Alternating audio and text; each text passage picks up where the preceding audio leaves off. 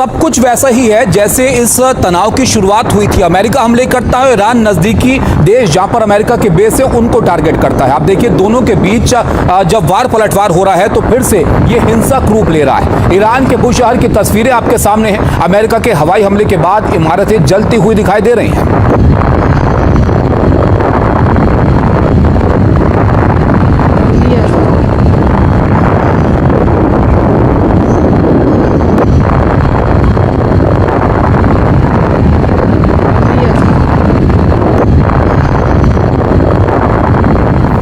तबाही का मंजर है और बहुत जगह पर ऐसी तस्वीरें सामने आई हैं। एक और तस्वीर हम आपको दिखाते हैं। जब हमले यहां पर हुए तो उसके बाद ये पूरा इलाका धुआं धुआं हो गया।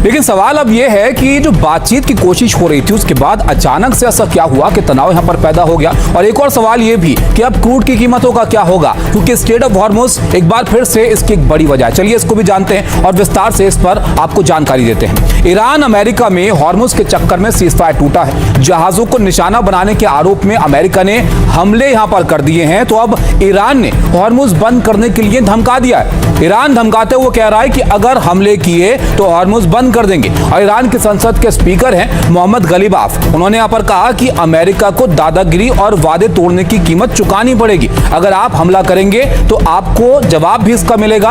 बेकार की कोशिशें अमेरिका ना करे, आप और गहरे दलदल में फंसते चले जाएंगे। ये सीधी चेतावनी अमेरिका को ईरान दे रहा है। हॉर्मुज को अमेरिकी धमकियों से नहीं, हमारी शर्तों पर खोला जाएगा, ये बात उन्होंने साफ कर दी है। उधर ट्रंप के ईरान के नेतृत्व को बेकार बताकर एक बड़ा बयान यहां पर दे दिया गया और कहा कि वो बीमार मानसिकता के लोग हैं और उनसे बात करना बेकार है। डोनाल्ड ट्रंप ईरान के बारे में बात कह रहे हैं तो आप सोचिए फिर बातचीत कहां पर यहां पर जा सकती है। दोनों ओर से होते हमले और तीखे बयानबाजी से तनाव काफी बढ़ गया है और लगातार दूसरे दिन कच्चे तेल के दामों में बढ़ोतरी हुई है। तेल और गैस की सप्लाई पर भी इसका असर पड़ने की आशंका है, क्योंकि इंटरनेशनल मैरीटाइम ऑर्गेनाइजेशन के प्रमुख ने यहां पर कहा कि हॉर्मुज में करीब 350 जहाज हैं और करीब 6000 क्रू मेंबर वहां पर फंसे हुए हैं। भारतीय विदेश मंत्रालय ने बताया कि हॉर्मुज में हमारे 9 जहाज हैं और इन जहाजों पर 198 क्रू मेंबर सवार हैं और सभी वहां पर फिलहाल सुरक्षित हैं। ये थोड़ी राहत की बात है, लेकिन एक बार फिर से वही हालात यहां पर बन गए। इस बीच अच्छी खबर यह है कि भारतीय जहाज ने हॉर्मुज पार किया है। नंदा देवी जहाज है जो एलपीजी लेने के लिए कतर के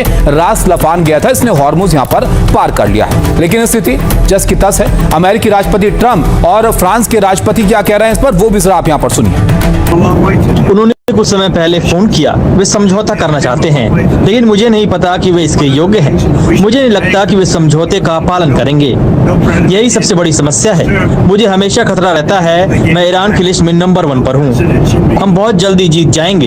यह करने का एक और तरीका है। हमारे पास जीतने के लिए कई तरीके हैं, लेकिन हम पहले ही मिलिट्री के तौर पर जीत चुके हैं। उनके पास बहुत कम चीजें बची हैं और वे बहुत बुरी तरह से डील करना चाहते हैं। उन्होंने कुछ देर पहले ही फोन किया था। वे बहुत बुरी तरह से डील करना चाहते हैं। बस मुझे नहीं पता कि क्या वे डील करने लायक हैं। मुझे नहीं पता कि वे डील का पालन करेंगे या नहीं। यही समस्या है। मुझे लगता है कि ईरानी हमलों द्वारा इस समझौते का उल्लंघन हुआ है, जिसके कारण अमेरिका को जवाबी कार्रवाई करनी पड़ी।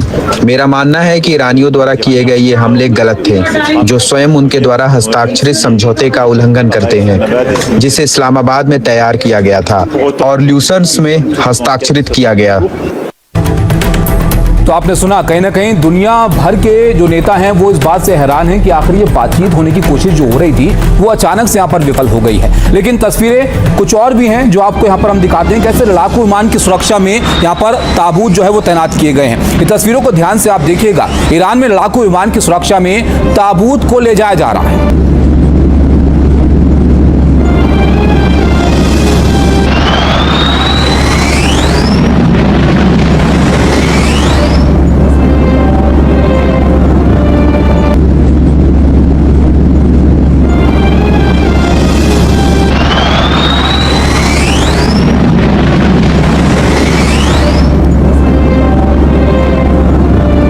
तस्वीरें कुछ इस तरह की तस्वीरें हैं जो आमतौर पर नजर नहीं आती हैं। एक ताबूत को ले जाने के लिए लड़ाकू विमानों को सुरक्षा में तैनात यहाँ पर करना पड़ा है और ये स्थिति इसलिए है क्योंकि अमेरिका एक बार फिर से हमले के मूड में है और तनावपूर्ण हालात यहाँ पर हो रहे हैं और अली खamenei का जनाजा यहाँ पर निकलना है और उस ताबूत के लिए कैसे आप देखिए लड़ाकू विमानों से सुरक्षा देनी पड़ रही है।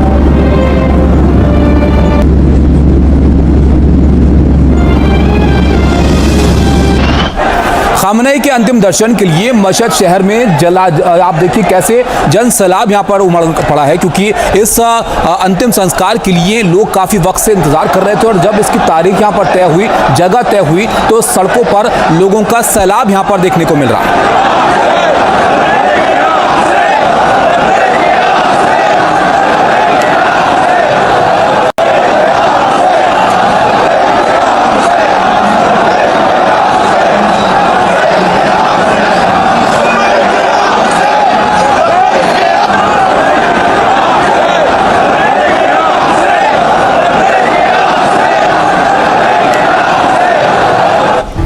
लब्बैक या हुसैन की नारेबाजी हो रही है और जनाजे में शिरकत करने के लिए लोग सड़कों पर उमड़े पड़े हुए हैं और तादाद कितनी है ये अंदाजा लगाना भी यहाँ पर मुश्किल है। मस्जिद में भी लोगों की भीड़ यहाँ पर जुटने लगी है।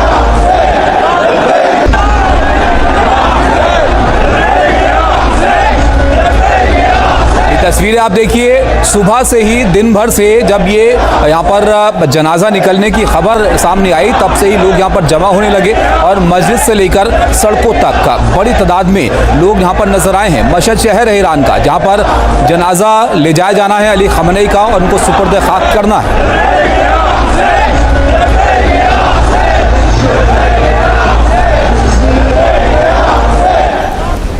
कुछ और तस्वीरें हम आपको दिखाते हैं जिसमें आप देखिए उस दरगाह पर जहां पर उनको दफनाना है। जब खamenei का ताबूत लाया गया तो लोगों की भारी भीड़ वहां पर मौजूद थी और भावुक लोग यहां पर नजर आए।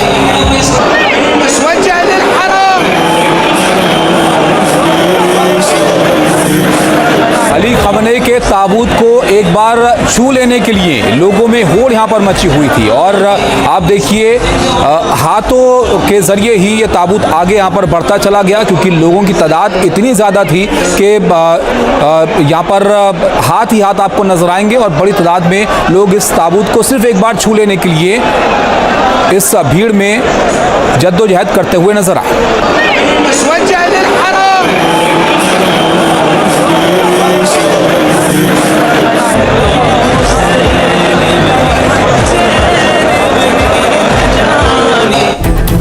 तस्वीरें आपने देखी यहाँ पर अली खamenei का अंतिम संस्कार होना है, लेकिन सवाल यह है कि आखिर खamenei के अंतिम संस्कार के लिए मशहद शहर को ही क्यों चुना गया। तो चलिए आपको बताते हैं कि इस शहर को ही आखिर यहाँ पर क्यों चुना गया, इसकी अहमियत क्या है। मशहद आज ईरान का दूसरा सबसे बड़ा शहर है। मशहद का मतलब होता है शहीद होने की जगह, जो शिया मुसलमानों के एक इमाम से जुड़ी हुई है। वो पैगंबर मोहम्मद के वंशज इमाम रजा हैं। इमाम रजा शिया इस्लाम के 8वें इमाम माने जाते हैं और कहते हैं कि बढ़ती लोकप्रियता से डरकर उनकी हत्या हो गई थी। दावा यह है कि तब के शासक अब्बासी ने जहर देकर उनको मरवा दिया था। जहां इमाम रजा को दफनाया गया, बाद में वो जगह मशहद कहलाई क्योंकि रजा इकलौते ऐसे इमाम हैं जिन्हें ईरान में दफनाया गया है। बाकी इमामों को सऊदी अरब या फिर इराक में दफनाया गया है। मशहद शहर में मौजूद इस इमाम रजा की दरगाह इसे कहते हैं और मशहद शहर और ये दरगाह शियाओं के लिए बहुत पवित्र है और मक्का, मदीना और करबला के बाद सबसे पवित्र इसको माना जाता है। यहाँ पर हर साल दुनिया के कई देशों से लाखों शिया पहुंचते हैं और इसी दरगाह में अब अली खamenei को भी दफनाया जाना है। लेकिन आप देखिए खamenei के अंतिम संस्कार के बीच अमेरिकी सेना ईरान पर बम बरसा रही है। इन हमलों पर अंतिम संस्कार में आए लोग क्या कह रहे हैं वो भी आपको दिखाते हैं।